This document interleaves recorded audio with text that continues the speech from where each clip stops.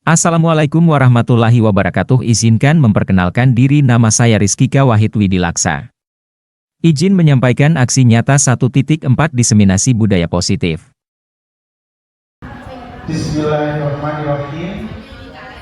Assalamualaikum warahmatullahi wabarakatuh.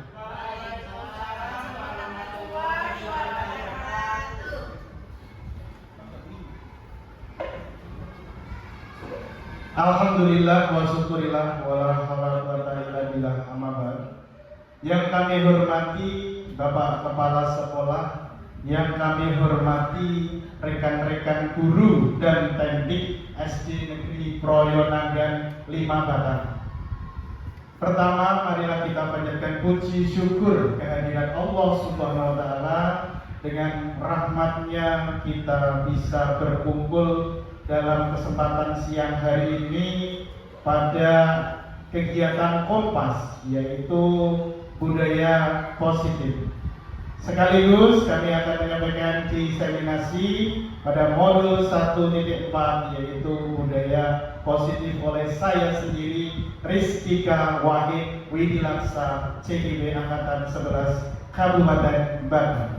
Bapak Ibu guru penggerak yang senior, mohon izinnya pada kesempatan siang hari ini izinkan saya untuk menyampaikan, ya, ini senior luar biasa di SD Proyonagan 5 Batang.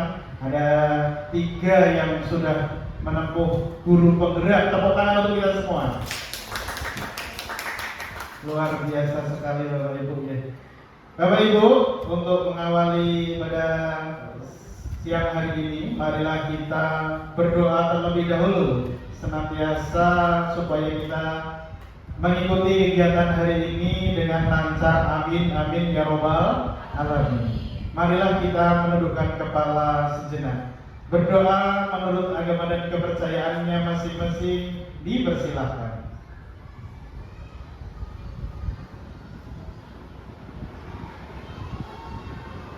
Selesai. Terima kasih Bapak Ibu guru hebat Romatan.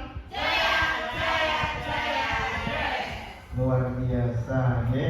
Oke, mengenai budaya positif, Bapak Ibu, adakah yang tahu budaya positif itu apa? Mari kita tuliskan di dalam sticky note berikut ini, ya. Menurut panjenengan, budaya positif itu apa sih? Monggo.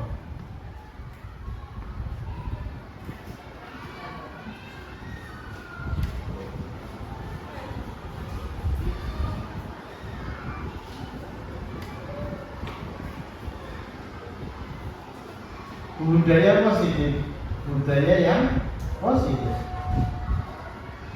Diberi nama, ya, nanti ditambahkan di sini nih. Nih. Ya. Oke. Kasih nama.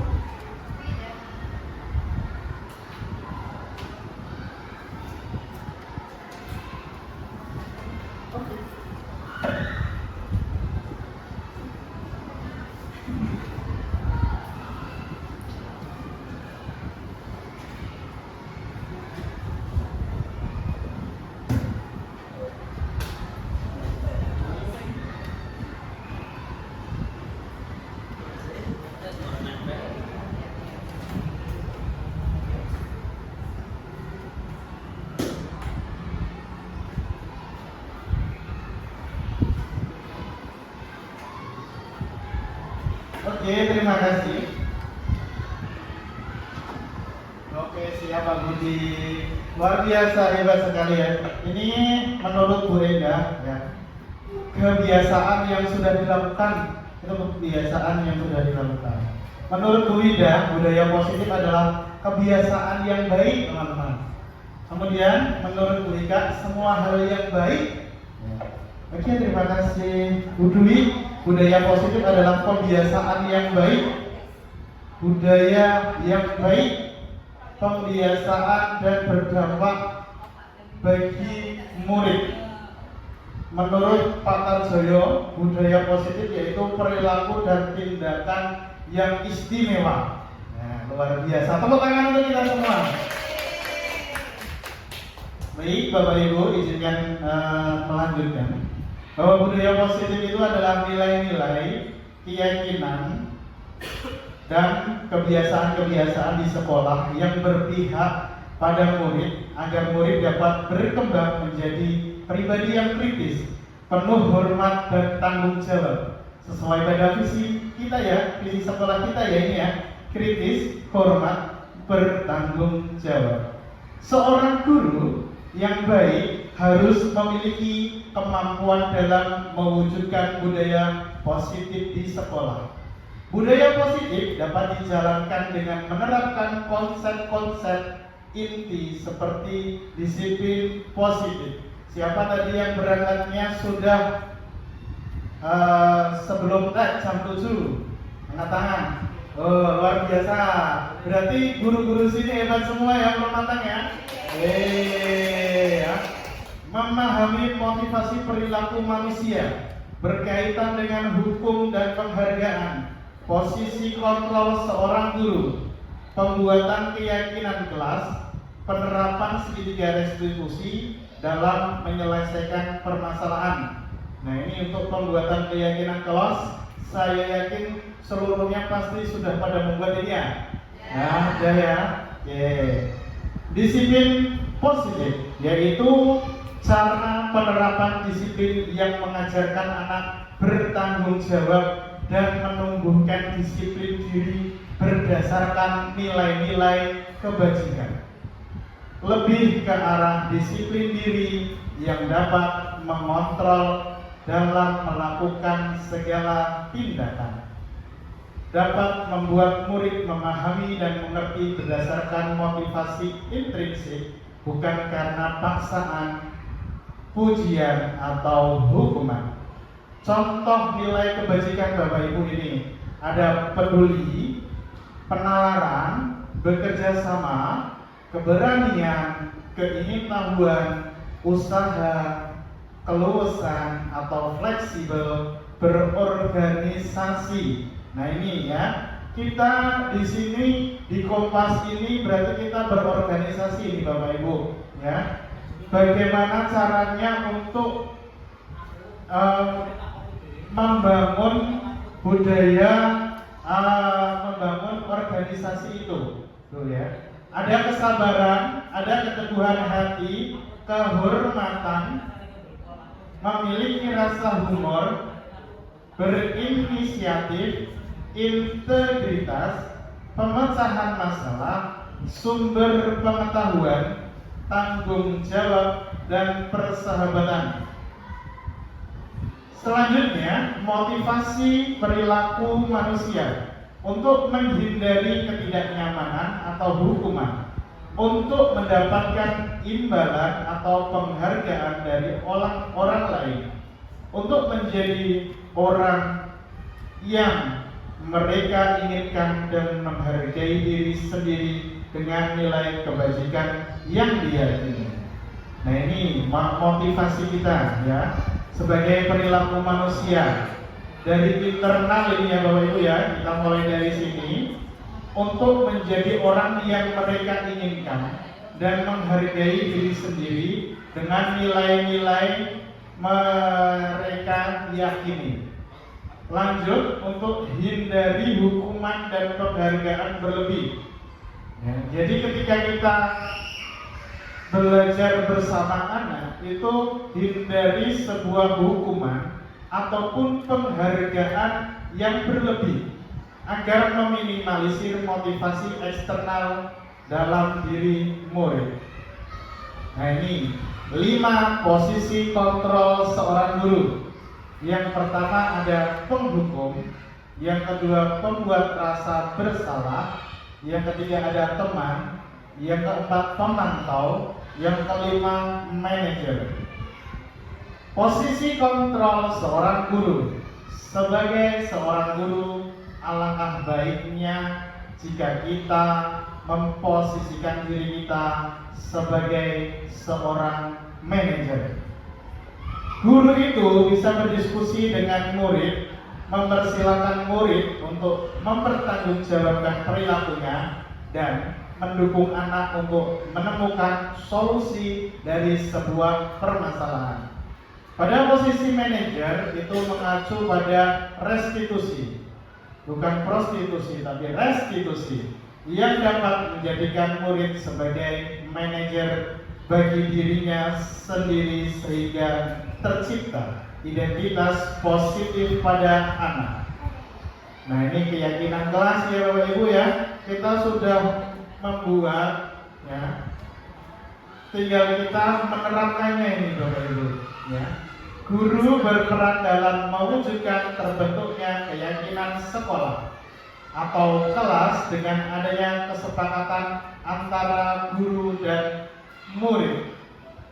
Keyakinan kelas berupa pernyataan universal yang mudah diingat, dipahami, dan harus diterapkan di lingkungan kelas atau sekolah. Bapak Ibu guru yang hebat ini, siapa yang hafal dengan keyakinan kelasnya? Adakah yang hafal dengan keyakinan kelas masing-masing? Oke, siap. Bu Endah guru kelas 6, silakan untuk keyakinan kelasnya bisa dibacakan.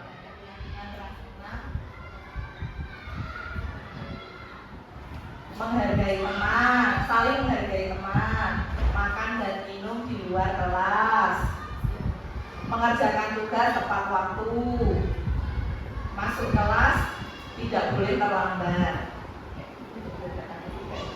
masuk kelas tepat waktu. Yeah. Oke, tepuk tangan untuk guru kelas 6. Selanjutnya ada lagi yang hafal ingat mengenai keyakinan kelasnya?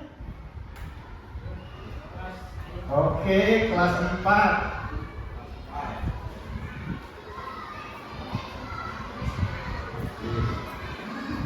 Yang pertama, saling menghargai dan menghormati pendapat teman, Pak. Yang kedua, belajar dengan sungguh-sungguh tetapi tetap menyenangkan. Yang ketiga, selalu hadir tepat waktu. Itu Pak Rizky, terima kasih. Luar biasa. Luar biasa ya Mas Semat ya. Ada kebahagiaan. Nah, anak dan guru harus bahagia. Lanjut. 5 kebutuhan dasar manusia. 1. Kebutuhan bertahan hidup. Bapak Ibu guru semua, kita itu seseorang yang saling membutuhkan. Kita itu seseorang yang saling bagaimana caranya untuk kita bertahan hidup atau survival itu. Kebutuhan yang bersifat fisiologis untuk bertahan hidup, misalnya yaitu kesehatan. Ya, kita sudah menjalani COVID ini ya, kita sudah sehat semua ini karena sudah divaksin, alhamdulillah ya, sehingga kita bisa bertemu berjumpa pada kegiatan hari ini. Kemudian ada rumah, ya. Rumah, meskipun rumah saya bocor, tapi saya tetap bersyukur, ya, karena kita harus bertahan hidup. Bagaimana caranya, ya?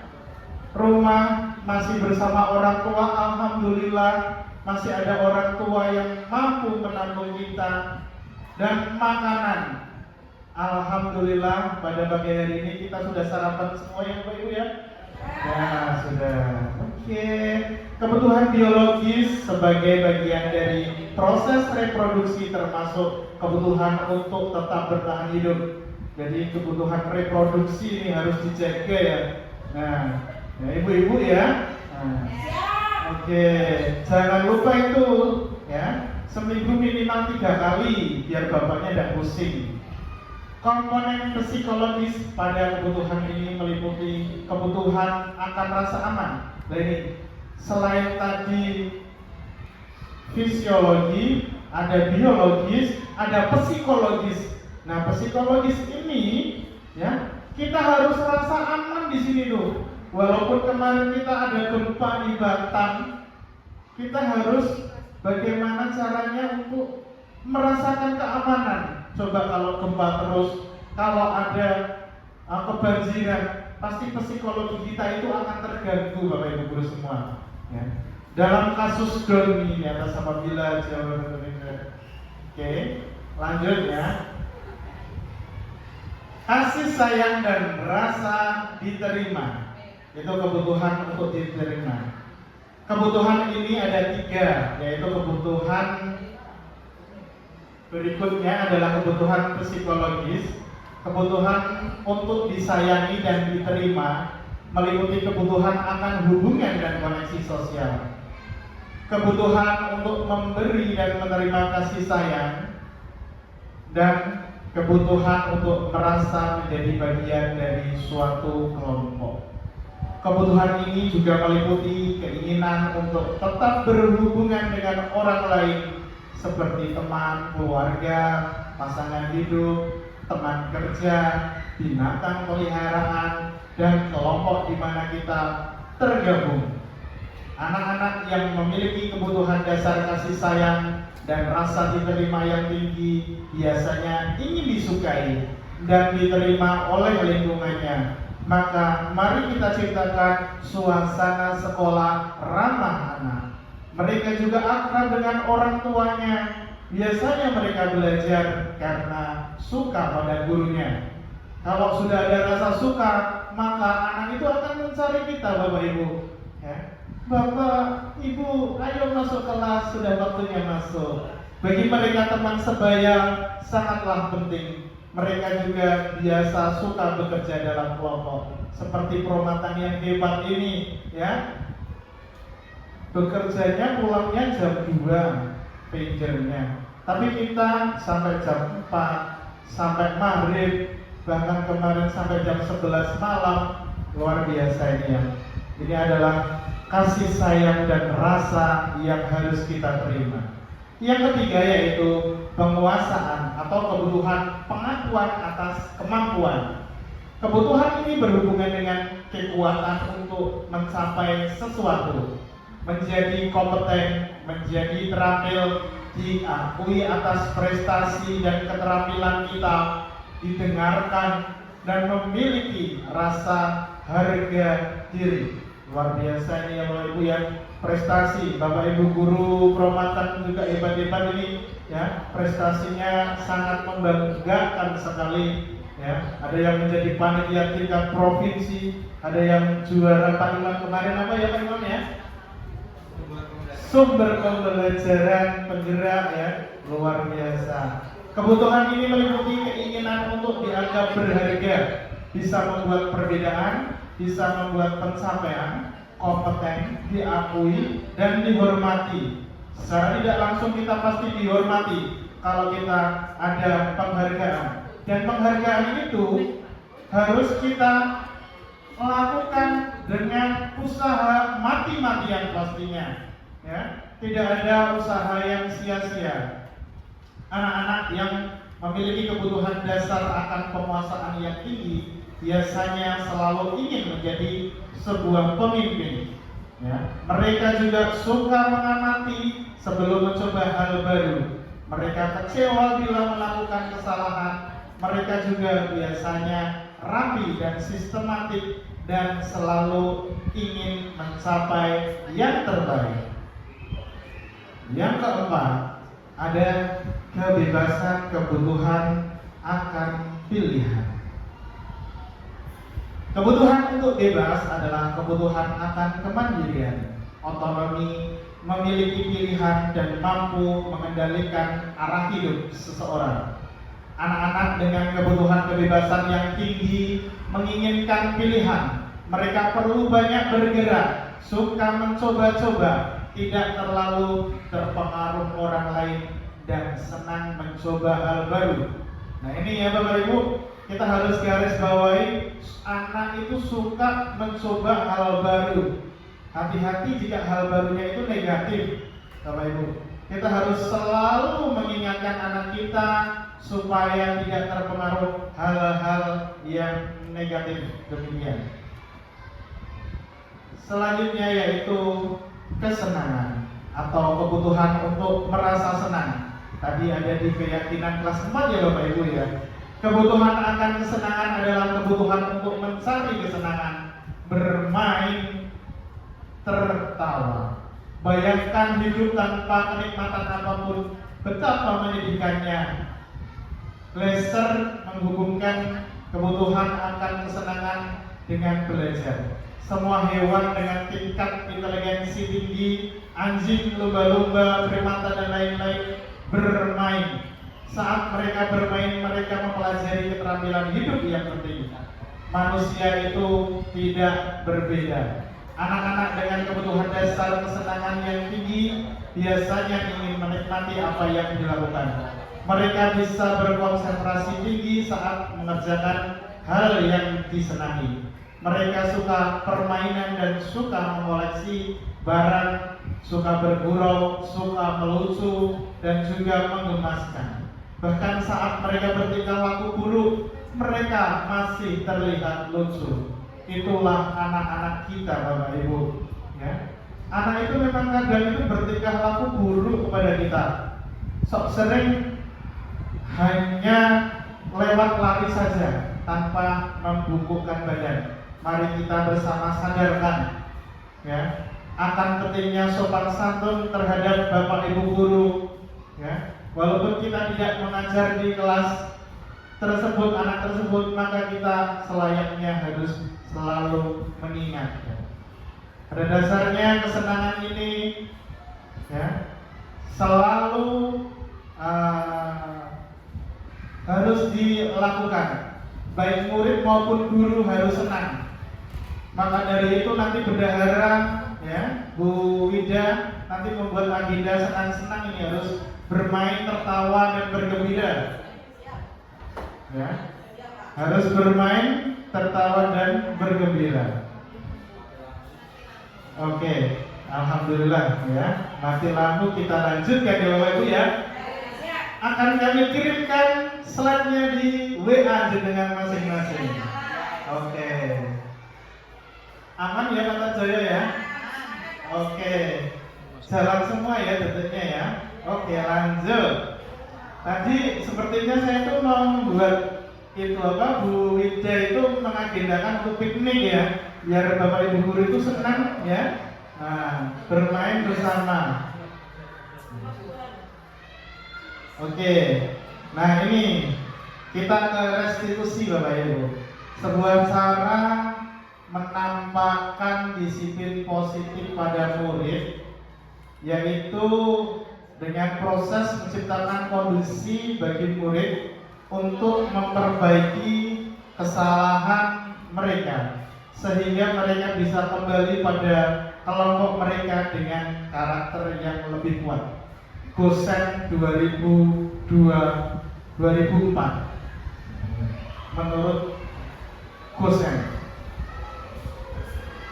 Mungkin nanti ada menurut Bu Lutsi tahun 2024. Restitusi iyalah bisa Bu Lutsi, nanti kita bareng-bareng membuat buku ya Bu Lutsi ya. Nah, restitusi juga adalah proses kolaboratif yang mengajarkan murid untuk mencari solusi, menemukan masalah, dan membantu murid berpikir tentang orang seperti apa yang mereka inginkan dan bagaimana mereka harus memperlakukan orang lain. Itu menurut Kelsum Gosen pada tahun 96. Ini sudah lama sekali nih, harus direvisi nih ya, harus ada penemu lagi nih ya. Produksi ya, siap ya, 2024. Restitusi membantu murid menjadi lebih memiliki tujuan disiplin positif, memulihkan dirinya setelah berbuat salah.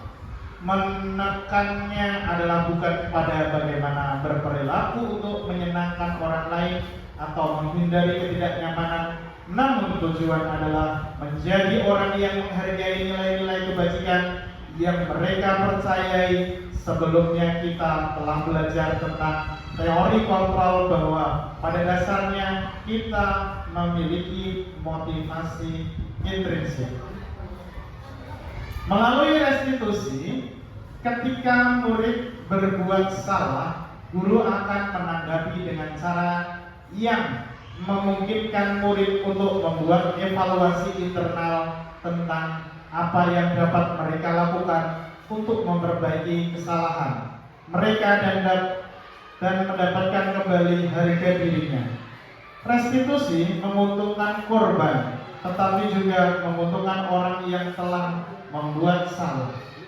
Ini sesuai dengan prinsip dari teori kontrol William Glasser tentang solusi menang-menang. Ada pula luar biasa bagi murid untuk bertumbuh ketika mereka melakukan kesalahan. Bukankah pada hakikatnya begitulah cara kita belajar? Murid perlu bertanggung jawab atas perilaku mereka yang pilih. Namun mereka juga dapat memilih untuk belajar dari pengalaman dan membuat pilihan yang lebih baik di waktu yang akan datang. Ketika guru memecahkan masalah perilaku mereka, murid akan kehilangan kesempatan untuk mempelajari keterampilan yang berharga untuk mereka.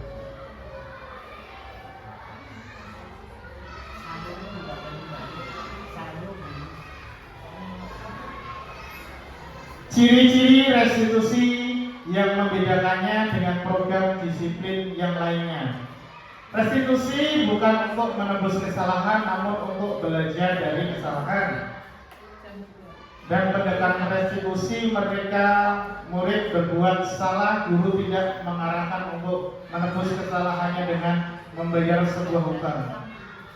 Ini Bapak Ibu ya, ketika ada murid yang salah, kita jangan sampai ada bahasa hukuman untuk membayar denda, apalagi uang. Tapi bagaimana Bapak Ibu? Kita harus memperbaiki kerugian yang timbul dengan cara meminta maaf. Kemudian berjanji tidak akan mengulangi kembali.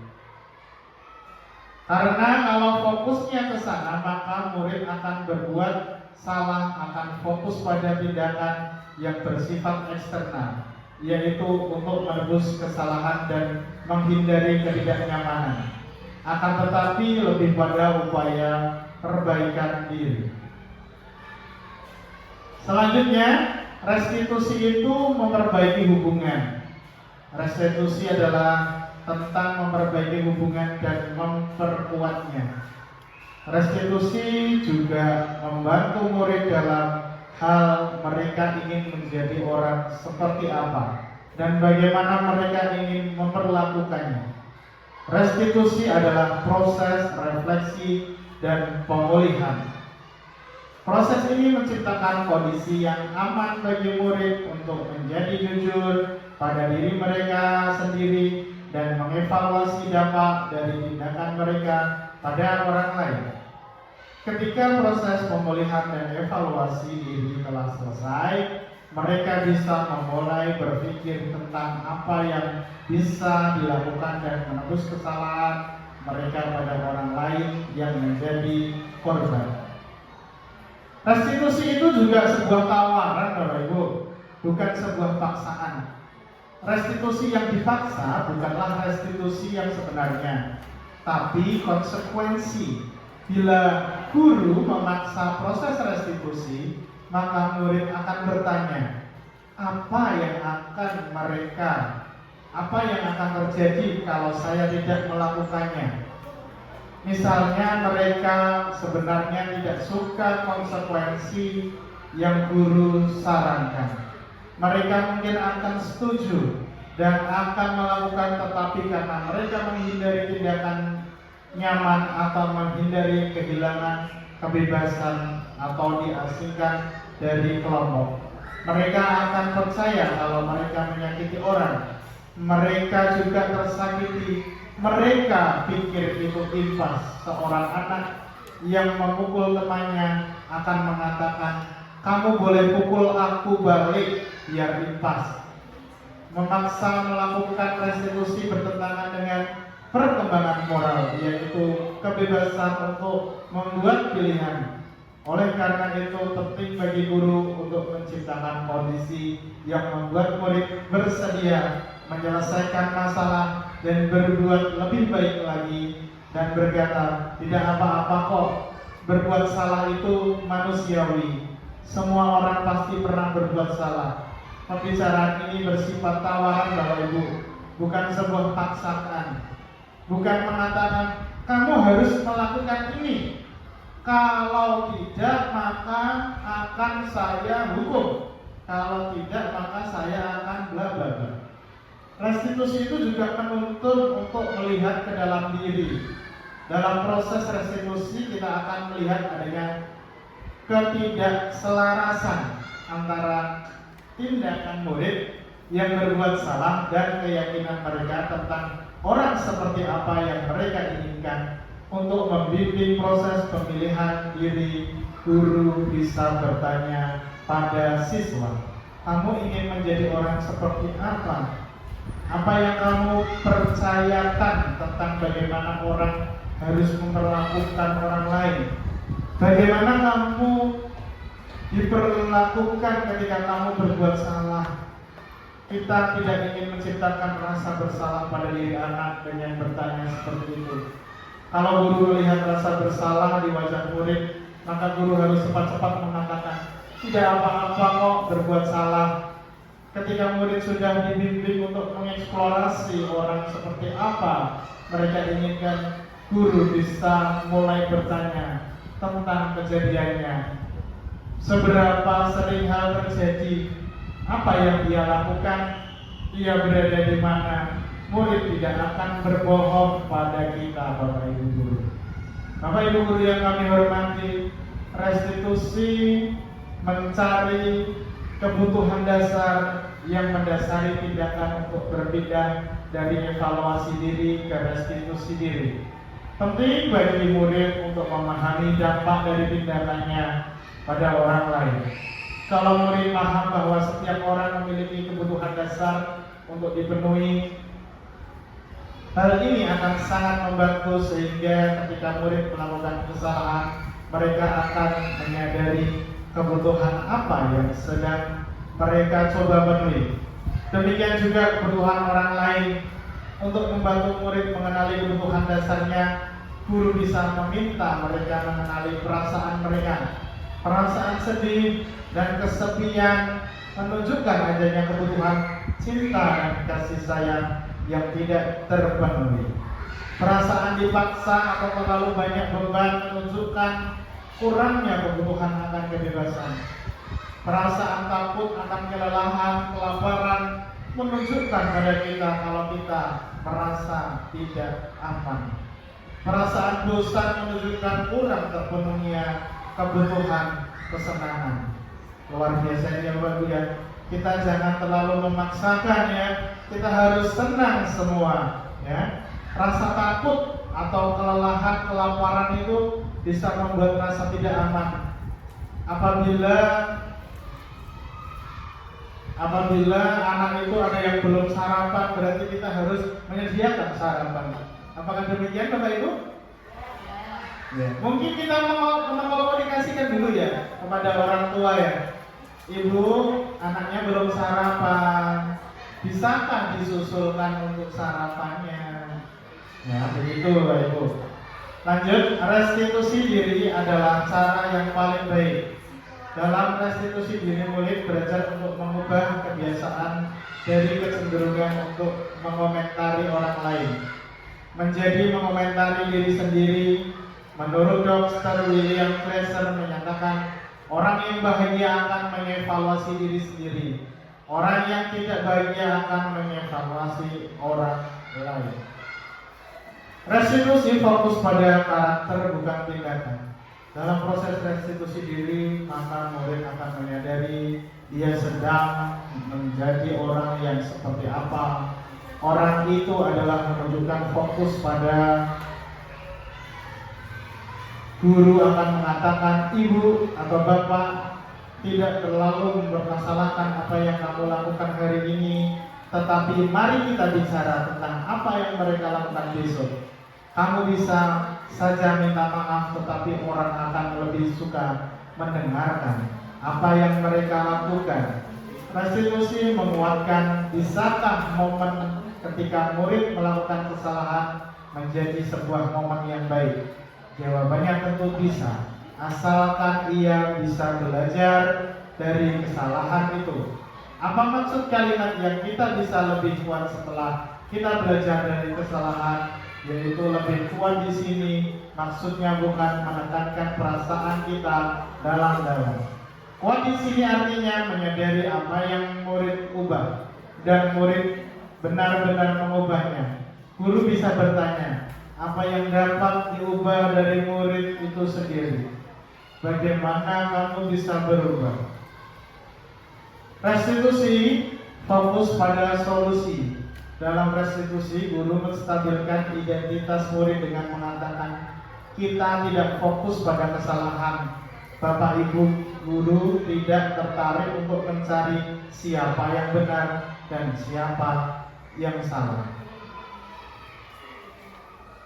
Restitusi mengembalikan murid yang berbuat salah pada kelompoknya. Mari kita lihat praktek pendidikan kita yang seringkali memisahkan anak-anak dari kelompoknya. Misalnya seorang anak TK bersikap tidak kooperatif pada saat kegiatan mendengarkan dongeng oleh gurunya. Anak itu disuruh keluar dari kelompoknya. Anak itu diminta duduk di belakang kelas, di pojok kelas, disuruh keluar kelas atau ke koridor, ke kantor guru. Seringkali dibiarkan tanpa pengawasan. Kalau ada anak remaja nakal, orang tua menyuruh pergi dari rumah. Padahal kalau mereka jauh dari orang tuanya, orang tua juga tidak bisa mengajar mereka dan mereka tidak belajar nilai-nilai kebajikan. Kalau mereka tidak belajar, bagaimana nasib generasi ke depan kita? Kalau kita menjauhkan remaja kita, maka mereka akan putus asa. Bapak Ibu guru, seringkali kita melakukan hal tersebut ya Bapak Ibu guru ya. Meminta siswa kita untuk ke pojok, meminta siswa kita untuk ke depan tanpa adanya pengawasan. Seharusnya kita meminta siswa kita ke depan kelas, ke koridor, kita harus awasi. Kita berikan tugas lain dan kita harus mengawasinya itu. Ya, Bapak Ibu guru, seringkali kita melakukan hal tersebut ya, tanpa kita sadari ya Bapak Ibu guru ya. Kita bisa melakukan memang kegiatan yang lain. Anak memang tidak bisa diajak untuk berilmu. Artinya 1 tambah 1 kok uang telepon. Bagaimana cara kita membelajarkannya? Mungkin anak-anak yang demikian kita kumpulkan di halaman, kemudian yang di dalam kelas kita berikan tugas. Kita kumpulkan dedaunan sampah yang ada di sekolah kita, Bapak Ibu ya. Kemudian kita hitung bersama-sama. Itu juga suatu pembelajaran. Bapak Ibu ya, secara tidak langsung itu pembelajaran. Kalau hanya anak disuruh untuk tolong di halaman bawah itu kotor, silakan masukkan sampah ke dalam tempat sampah. Mungkin itu yang kita lakukan tanpa kita mengawasinya. Kita fokus ke kelas anak-anak yang tidak bermasalah. Sekolah diibaratkan sebagai tanah tempat bercocok tanam, sehingga guru harus mengusahakan sekolah jadi lingkungan yang menyenangkan, menjaga dan melindungi murid dari hal-hal yang tidak baik. Dengan demikian, karakter murid tumbuh dengan baik. Sebagai contoh, murid tadi yang tadinya malas menjadi semangat, bukan kebalikannya. Murid akan mampu menerima dan menyerap suatu pembelajaran bila lingkungan di sekeliling terasa aman dan nyaman. Selama seorang merasa tertekan dari lingkungannya, maka proses pembelajaran itu akan sulit.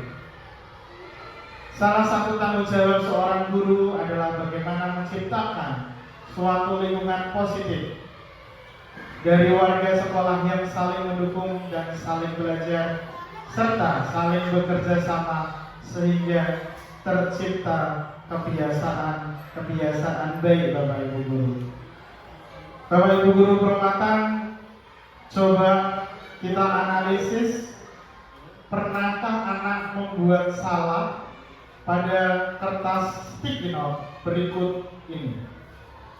Kalau ada, coba tuliskan permasalahan dari anak itu apa, Ya Bapak Ibu ya. Coba tuliskan permasalahan anak itu apa, nanti kita akan carikan solusi bersama-sama.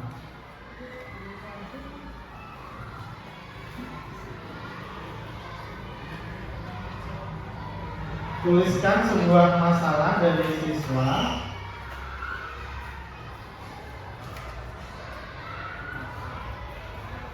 Nanti kita akan coba cari solusi bersama-sama.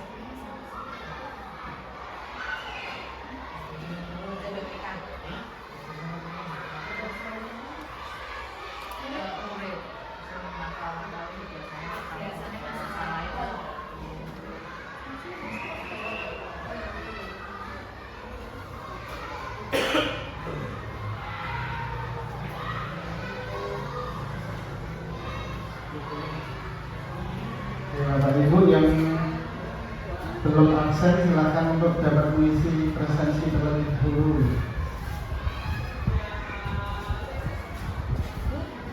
Semoga masalahnya nggak berat-berat ya Bapak Ibu ya.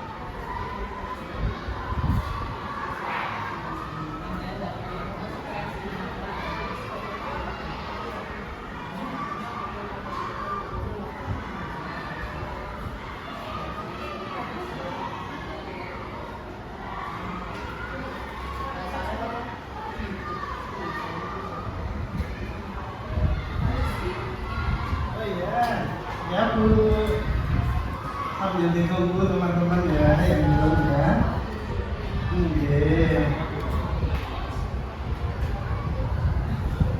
Ini ada request jangan sebut nama sih ya.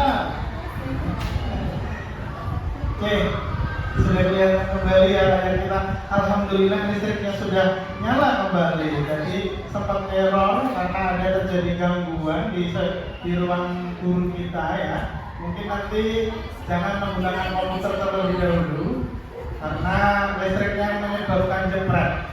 Oke ya. Bapak Ibu guru, mari kita berdiri semua yuk.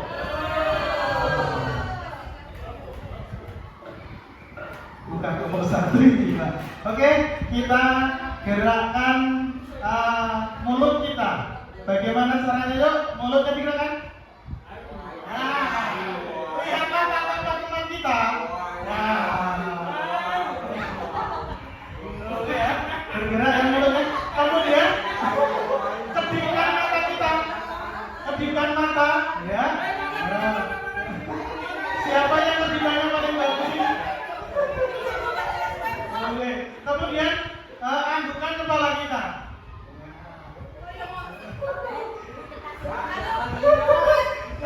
Gerakan telinga kita ya.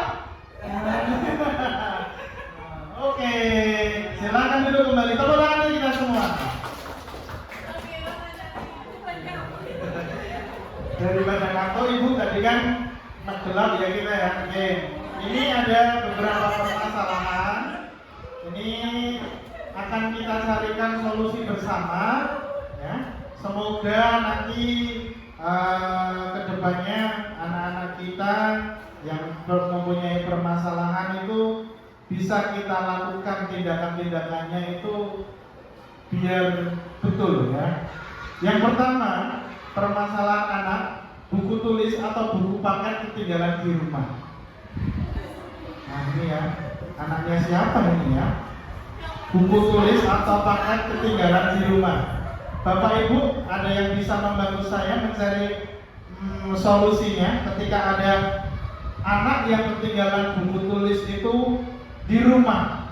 Kira-kira solusi yang terbaik dari panjenengan seperti apa? Monggo Pak Budi. Terima kasih Pak Presiden. Solusi menurut saya atas masalah siswa yang selalu ketinggalan buku adalah siswa tersebut harus kita ingatkan setiap hari, setiap saat bahwa besok pelajarannya apa harus belajar terlebih dahulu. Setelah itu seperti mengisi checklist bagi diri siswa masing-masing. Kira-kira besok pelajarannya apa, maka pada sore hari sebelumnya atau malam hari atau bahkan ketika subuh mereka siswa sudah melakukan checklist terhadap perlengkapan peralatan kebutuhan anak-anak, kebutuhan murid yang akan dilakukan pada hari tersebut. Seperti itu Pak Presiden. Ya. Terima kasih Pak Budi. Beri tepuk tangan untuk Pak Budi. Masih dalam pertanyaan yang sama, apakah ada lagi mungkin solusi dari Bapak Ibu? Cukup? Oke, kalau cukup kita lanjutkan ke permasalahan berikutnya. Ada terkadang anak itu usil suka mensleding. Ini bahasa Batak ini ya. Mensleding temannya. Ini tidak pelajaran PJOK tapi mensleding. Bagaimana kita sebagai guru mencari solusi? Mungkin ini Pak Guru Olahraga ini. Nah, monggo Pak Guru Olahraga.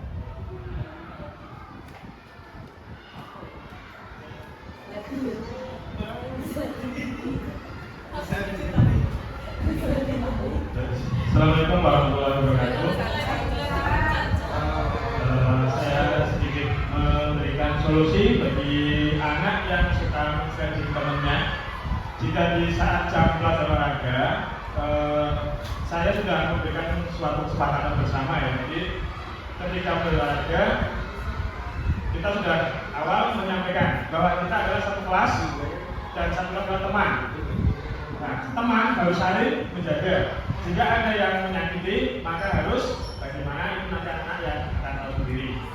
Nah, ketika ada kejadian yang terjadi misalnya sliding, itu biasanya saya langsung akan pisahkan dengan anak yang lain dan untuk berdiri di tempat terpisah sehingga dia menyadari. Dan anak-anak lain saya usahakan tidak mengetahui apa yang dia lakukan. Seperti kemarin kejadian ketika saya melakukan pembelajaran di luar, itu ada anak yang tidak sedih ya, cuman main bola dengan teman temannya, dan Ini saya pisahkan dengan gerakan yang lain, yaitu dengan berjalan mengelilingi lingkungan sekolah sambil mencari sampah yang dia temui. Itu kemarin ada, maaf Bu Nestri, anak kelas 2. Itu pada saat kita olahraga dia keluar mainan bola. Biasa 2 anak itu. Nah, kemudian saya suruh keliling keliling sekolah sambil mencari sampah sampai dapat. Jadi keliling sampai WC ke belakang itu. Nah, itu salah satu solusi dari olahraga, Pak. Terima kasih. Assalamualaikum warahmatullahi wabarakatuh. Terima kasih Pak Tarsoyo. Beri tepuk tangan untuk Pak Tarsoyo. Ya. Solusi dari Pak Tarsoyo ya, adanya kesepakatan yang dilakukan oleh Pak Tarsoyo dengan siswa-siswanya. Ini ada nih, lagi nih. Nah ini, terkadang mengamuk tanpa alasan, temannya merasa terganggu. Bagaimana akan solusi hal tersebut? Terkadang mengamuk tanpa alasan, temannya merasa terganggu. Monggo Bapak Ibu Guru, ada yang bisa mencarikan solusi bersama atas permasalahan ini?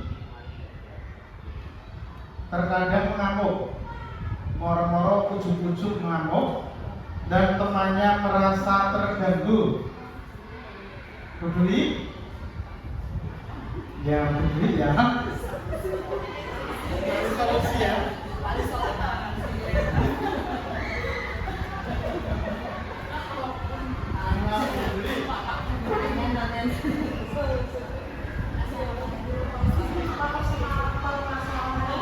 Mengamuk tanpa alasan temannya terganggu. Tanpa Tanpa alasan. alasan temannya terganggu. Ya, sedikit nanti ada yang membantu ya, kembali. Mungkin anak itu dipanggil Pak, dipanggil kemudian diajak bicara, ditanya sebenarnya dia kenapa ngamuk saat itu, yang mungkin saat itu ada yang mempengaruhi emosinya. Saat itu mungkin pemantiknya ya ada temennya yang membuat dia tersinggung, sehingga dia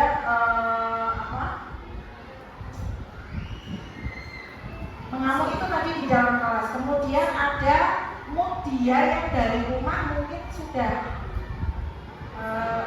ya sudah bagus, kemudian pelampiasannya yaitu di sekolah. Kita ajak bicara permasalahan apa yang dia hadapi, dia kenapa, kemudian mengingatkan kembali apa yang dia lakukan itu benar atau salah. Kemudian cara memperbaikannya bagaimana. Hal itu kalau dia seperti itu misalkan sampai menyakiti temannya, apakah itu boleh? Seandainya dia juga seperti itu kan bagaimana? Seperti itu Bapak. Luar biasa dari guru yang tiga.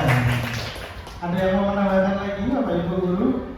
Karena memang anak itu ya usil ya Bapak Ibu ya, usil, jahil, itu hal yang biasa. Ya.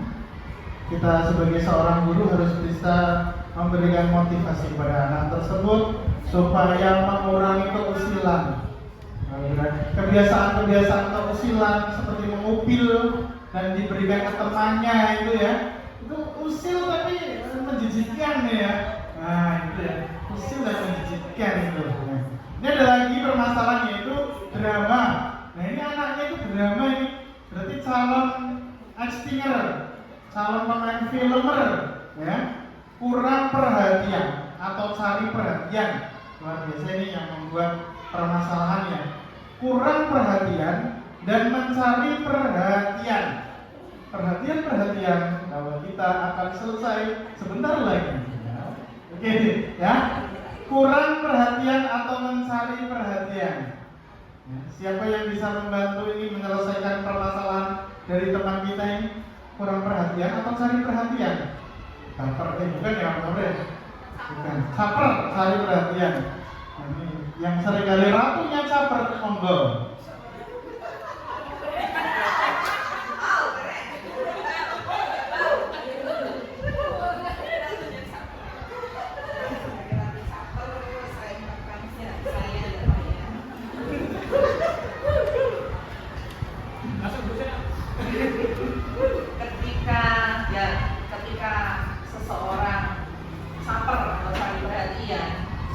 dia merasa tidak mendapat perhatian. Padahal seorang guru pasti memberi perhatian hanya terbagi untuk semua siswanya. Ya menurut saya mungkin kalau bapak ibu guru tahu bahwa anak tersebut memang tipe-tipe yang cari perhatian, ya kita berikan perhatian untuk anak itu khusus ya yang membuat dia merasa lebih nyaman ketika belajar, sehingga tidak cari perhatian lagi karena dia tahu bahwa Pak Guru atau Bu Guru itu aslinya perhatian sama saya, tapi mungkin di luar kelas ya Pak. Kalau di dalam kelas juga akan menimbulkan kecemburuan pada temannya yang lain, sehingga perhatian khusus itu diberikan mungkin di luar kelas, setelah pulang sekolah, bisa berbentuk pelukan mungkin jika ibu guru dengan putri ya, siswa putri atau siswa putra dengan Pak Gurunya mungkin bisa tos atau ujian, atau dengan memberikan semangat, tentu saja pasti seorang anak terhadap gurunya akan merasa cukup perhatian. Seperti itu Pak. Terima kasih. Oke, luar biasa sekali. Tepuk tangan dulu Bu Indah. Satu pertanyaan lagi yang terakhir, yang lain nanti dijawab di sesi berikutnya karena waktunya sudah agak mepet tembok ya. Anak itu merasa sedih karena tidak diterima. Aku sedih. Diterima di kelompoknya, merasa terasingkan dalam keramaian. Ini luar biasa ya. Anak merasa sedih karena tidak diterima di kelompoknya, merasa terasingkan dalam sebuah keramaian. Siapa ini Bapak Ibu Guru yang membantu menjawab pertanyaan ini atas solusi ini ya? Solusi? Nah ini yang kesepian. Solusi. Terima kasih Pak Rizky, saya akan mencoba menjawab. Jika ada anak yang merasa terasingkan dalam kelompoknya gitu ya, biasanya nggak dibolehi gitu kan. Kalau menurut saya di kelas itu kelompoknya diganti-ganti Pak. Jadi pembagian kelompoknya itu bukan anak sendiri yang memilih mau dengan kelompok siapa, tapi dibagi secara acak. Anak disuruh baris, misalkan dibagi 5 kelompok, berarti kelas 1, 2, 3, 4, 5. Nanti yang nomor 1, kelompok 1, yang nomor 2 dengan kelompok 2 dan seterusnya.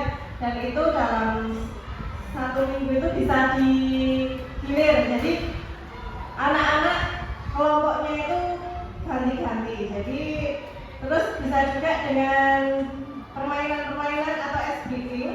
Dengan seperti itu anak itu merasakan harus kompak. Bagaimana biar kompak? Akhirnya anak yang terasingkan itu dengan adanya permainan atau ice breaking itu merasa bisa bareng-bareng sama temannya. Dan juga sebagai guru kita harus memberikan pengertian kepada anak-anak didik kita agar menghargai sesama teman, menghormati perbedaan-perbedaan yang ada di kelas. Gitu Pak. Jadi tidak ada lagi yang merasa terasingkan, dan biasanya anak yang merasa terasingkan itu anak yang percaya dirinya kurang. Nah, bagaimana guru bisa menumbuhkan rasa kurang percaya diri itu, misalkan dengan apapun kemajuan yang dimiliki oleh anak yang kurang pede itu diberikan ujian sehingga dia merasa percaya dirinya itu bisa lebih meningkat lagi. Terima kasih. Terima kasih Ratu Kesepian. Oke ya Bapak Ibu Guru, informasi siang hari ini internetnya mungkin terkendala karena tadi jaringan yang di komputer itu terputus ya, sementara terputus ya jaringannya error. Mohon bersabar dan menggunakan perangkat perdananya masing-masing jika mau internet. Oke, kita lanjutkan. Dan terakhir, demikianlah salah satu tanggung jawab seorang guru adalah bagaimana menciptakan suatu lingkungan yang positif yang terdiri dari warga sekolah yang saling mendukung, saling belajar, saling bekerja sama, sehingga tercipta sebuah kebiasaan-kebiasaan yang baik. Dari kebiasaan-kebiasaan baik itulah akan tumbuh menjadi karakter yang baik untuk warga sekolah. Dan pada akhirnya karakter-karakter dari kebiasaan yang baik akan membentuk sebuah budaya positif untuk Ramadan. Yes. Oke. Demikian dari saya, Rizky Wahid Widilaksa. Salam bahagia untuk kita semuanya. Ya. Bapak Ibu Guru Permatan yang kami hormati, terima kasih sudah mengikuti sesi kegiatan Kompas sekaligus aksi nyata dari saya. Apabila ada tutur kata yang kurang berkenan, saya mohon maaf dan saya undur diri. Nanti di sesi berikutnya akan ada materi dari Bapak Ibu Guru. Demikianlah. Wassalamualaikum warahmatullahi wabarakatuh.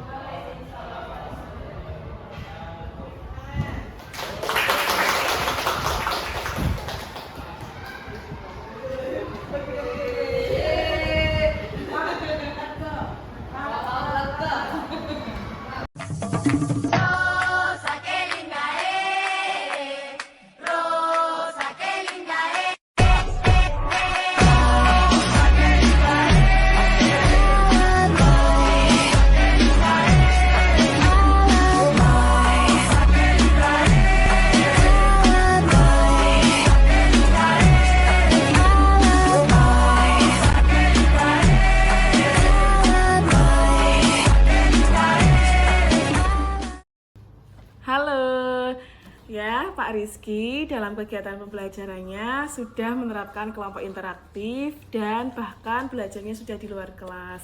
Terima kasih, semangat untuk Pak Rizky, tetap semangat. Demikian hasil diseminasi, terima kasih sudah menyaksikan.